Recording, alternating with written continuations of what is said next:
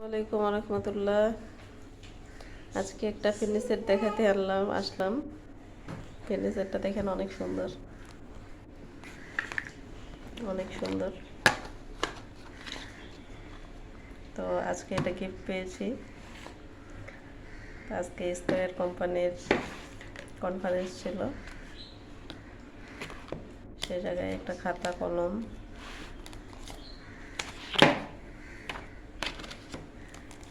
আর এই গিফটটা দেওয়া হয়েছে,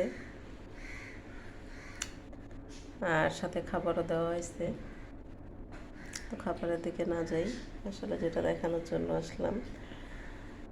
বক্সটা অনেক সুন্দর, মানে একটা বড় বক্স ছিল, গিফট বক্স।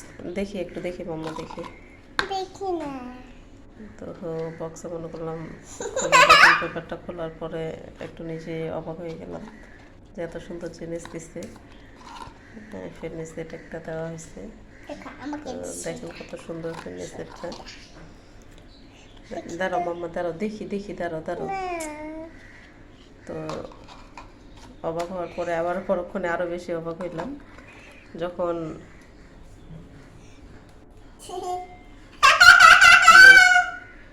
যখন হাতে নিলাম। হাতে নেওয়ার পরে বেশি অবাক হইলাম যে তারা এত সুন্দর করে র্যাপিং পেপারে এত বড় একটা গিফট বক্স দিছে।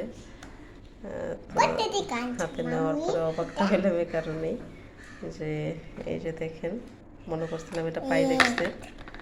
তো পরবর্তীতে দেখি পুরা ডিজাইনে পাইরেক্সের করছে, কিন্তু পরবর্তীতে দেখি যে না, এটা আসলে পাইরেক্স না, এটা হচ্ছে প্লাস্টিকের।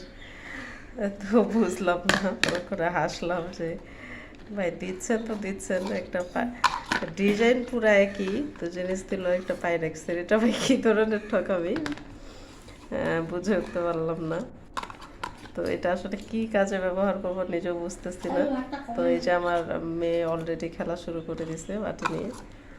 তো খুঁজে পেলাম যে আসলে মেয়ের খেলনা বাটি হবে, হয়তো এটা হচ্ছে একটা মেলামাইন সেট দিলেও হয়তো কিছু কাজে লাগতো। তো এই কত সুন্দর করে তারা দেখাইলো যে অনেক বড় গিফট বক্স দিছে। তো আচ্ছা, ভালো থাকবেন সকলে।